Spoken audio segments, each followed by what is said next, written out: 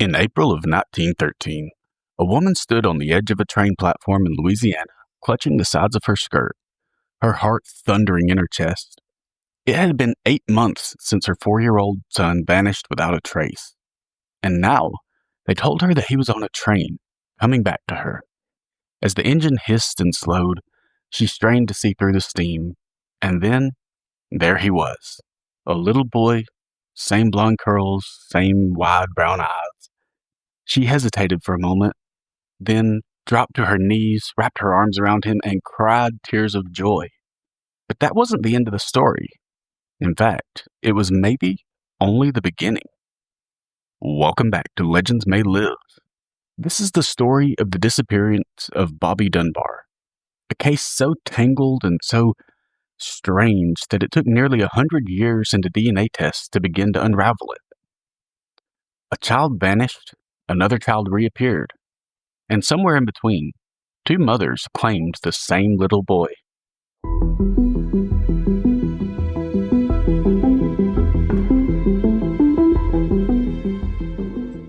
The morning of August 23rd, 1912, in St. Landry Parish, Louisiana, Percy and Leslie Dunbar, a young couple from Opelousas, packed up their Model T and headed out to Swayze Lake with their 4-year-old son, Bobby. Though it was a humid and sticky day, that didn't keep the friends and family from showing up to enjoy a summer day filled with fishing, picnic baskets, and kids splashing along the banks. And at first it was just that. Lots of light-hearted conversation and snacks, while the kids just had a blast splashing at the water's edge. But just as everyone was finishing their sandwiches, Percy and Leslie, who had been periodically glancing over at the kids, just keeping an eye on everyone, they looked up one more time and they noticed that Bobby wasn't by the shore anymore. So they kind of raised up to get a better view and just start scanning the area, trying to see where he was. But after a few seconds, they're still not finding him. So Leslie turns and asks some of their family if they know where he is, but nobody knew where Bobby was. So the family and friends just get up and right away they start looking for him. Everyone thought, well, he couldn't have gone far. Nobody heard him yell or any big splashes to indicate he would have fallen in the water. And, we're just sure he's fine. Bobby must just be hiding. He's playing a game like kids do sometimes. So they look around, but after a few minutes of looking for him and calling out, they kind of started to worry. And so now they're frantically looking for this kid, but he's just gone without a trace. Then minutes turn into hours, and everyone's just in this full-blown panic because the sun's going down, and if this was a game, he would have come out long before now. So something is terribly wrong. And at this point, dozens of people were covering the area. They're combing through the brush, they're wading in the water, they're looking at the banks, and this continued for hours. And by the next morning, a full-blown manhunt had started. Police brought in bloodhounds, they dragged the lake, and as bizarre as it may sound, they even resorted to tossing in sticks of dynamite into the water. They were hoping that if Bobby's body had sunk, the explosion would make it rise, so there would at least be closure there. But still, there was no sign of Bobby. And no sign that he was harmed either, so it was really just like he vanished into thin air. So rumors start spreading quickly of what could have possibly happened to Bobby, from alligators to kidnappers, accidents, and even paranormal explanations. Leslie and Percy were devastated, as any parents would be, but still they clung to hope, because while there was no sign of Bobby, there was no proof of death either, and that meant that there was still a chance that their son was out there alive somewhere. And they continued to cling to that hope month after month until finally 8 excruciating months later, a telegram arrived. It said that there was a boy matching Bobby's description that had been spotted in Mississippi, which is hundreds of miles away. He was traveling with a man who wasn't his father, and he seemed kind of suspicious and uneasy. The police arrested the man and took custody of the child. The man was a handyman named William Walters. Authorities reached out to the Dunbars and they arranged a reunion, and after 8 long months, Percy and Leslie were terrified of the thought that it might not be their son, but they were still ecstatic at the chance that it is. So the meeting was scheduled, and then came time to meet the boy. When the train pulled into the Hattiesburg, Mississippi station that day in April of 1913, Leslie Dunbar waited in the crowd of reporters, officers, and curious onlookers. Everyone wanted to witness it, the moment the missing child was reunited with his mother. The little boy stepped off the train, clutching the guard's hand. His clothes were worn. He looked tired, confused, and a little bit scared. Leslie stepped forward, her breath caught in her throat.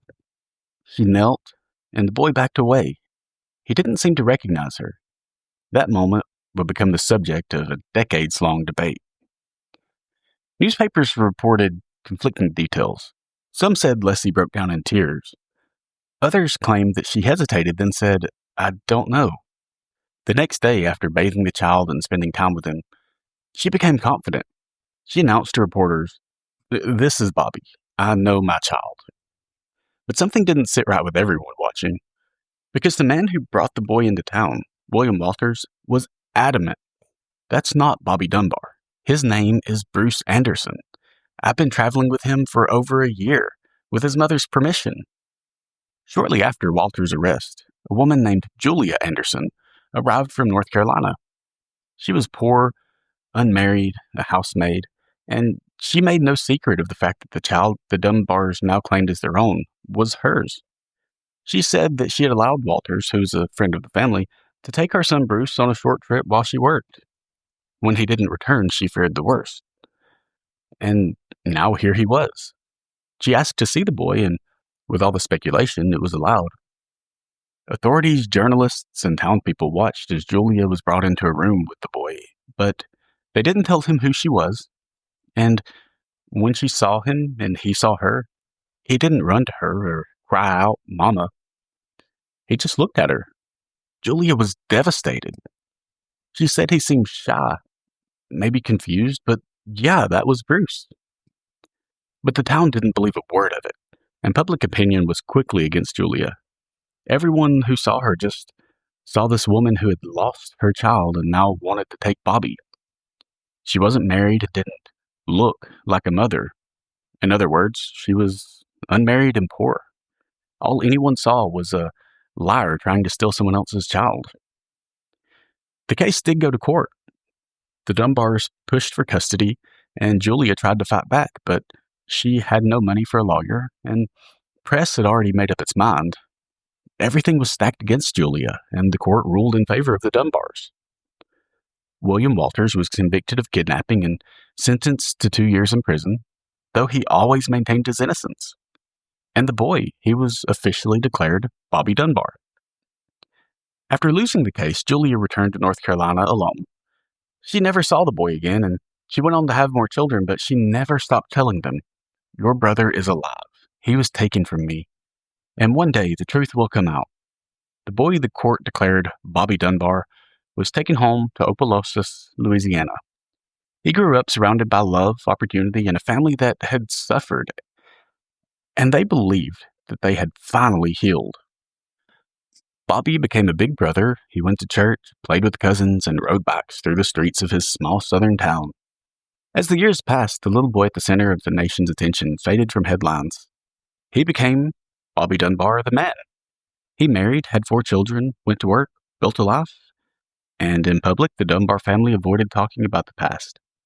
They didn't want to talk about the uncertainty, the court case, the other mother, but in private, questions did linger.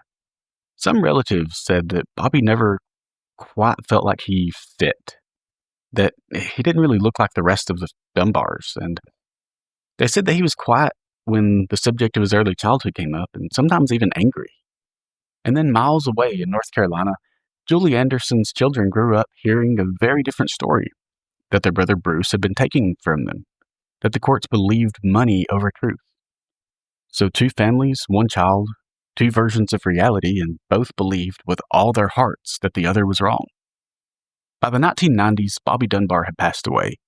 He died never knowing, officially, whether he had been born Bobby or Bruce. But one person couldn't let it go. Her name was Margaret Dunbar Cutright, his granddaughter. She grew up hearing stories about how her family got Bobby back, about the heroism, the happy ending. But as she got older, something didn't sit right. "The deeper I looked," she said, "the more questions I found, and no one seemed to want the answers." So she went looking. Margaret started digging into family archives, court transcripts, old newspaper reports. And what she found was pretty disturbing. Reports of Leslie Dunbar's hesitation at the train station, then Julie Anderson being mocked and ignored by the press, William Walters maintaining his innocence until the day he died, and no hard evidence that the boy was Bobby at all. Margaret became obsessed, not out of malice, but out of love. She wanted to know the truth. And eventually she realized that there was only one way to find out. In the early 2000s, Margaret convinced her father, Bobby Dunbar Jr., to take a DNA test. She compared his results with the son of Alonzo Dunbar, Bobby's younger biological brother. If they matched, it would confirm the story that her family had believed for nearly a century. But if they didn't, well, when the results came back, Margaret stared at the paper in silence. No match. The boy who grew up as Bobby Dunbar had no biological relation to the Dunbar family. He was not Bobby. He was almost certainly Bruce Anderson, Julia's son, the boy she had begged for, fought for, and the boy she had lost. And that means that the real Bobby Dunbar was never found. William Walters had served time for a crime he didn't commit. Julia Anderson had died a disgraced woman, branded a liar by the world that never listened. And the boy in the middle, he never knew who he really was. In the end, the DNA test didn't just alter the Dunbar family's understanding of their past, it shattered it. But that didn't change how they felt about Bobby or Bruce. For Margaret Cutright, we loved him, she said, no matter what his name was. Then her father, Bobby Dunbar Jr., he was quiet after the results. He didn't speak much about it, and maybe it didn't matter to him, or maybe it mattered too much. But for the descendants of Julia Anderson, it meant everything. After decades of ridicule, they finally had something Julia never got. Vindication. Her son had been taken. Her truth had been ignored. And she had died without justice. They say time heals all wounds, but time doesn't always heal the wounds you never acknowledge. Historians have since revisited the case with fresh eyes, and what they found was chilling. The original investigation was sloppy. Witness statements were contradictory. Julia was denied a fair chance because she was poor, unmarried, and inconvenient. And William Walters, he served time for a kidnapping that never happened, all because the court chose the story that it felt more comfortable with.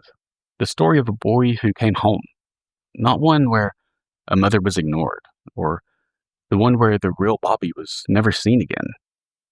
So what did happen to Bobby Dunbar, the real Bobby?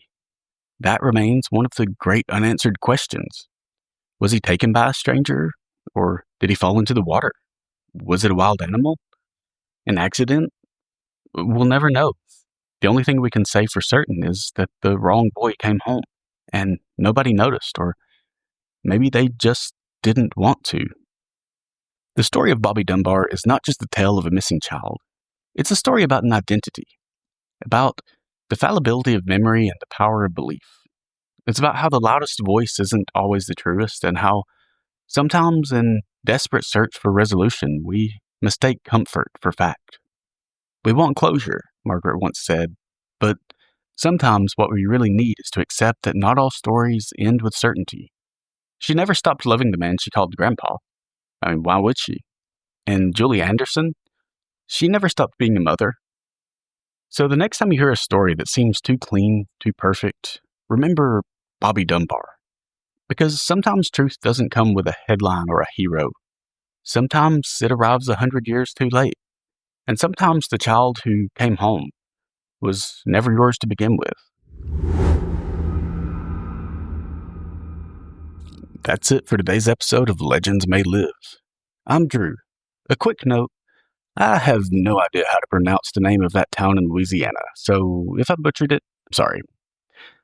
And if this story moved you, disturbed you, or left you wondering, please subscribe, share, and stay curious, because the truth doesn't disappear, it just waits to be found.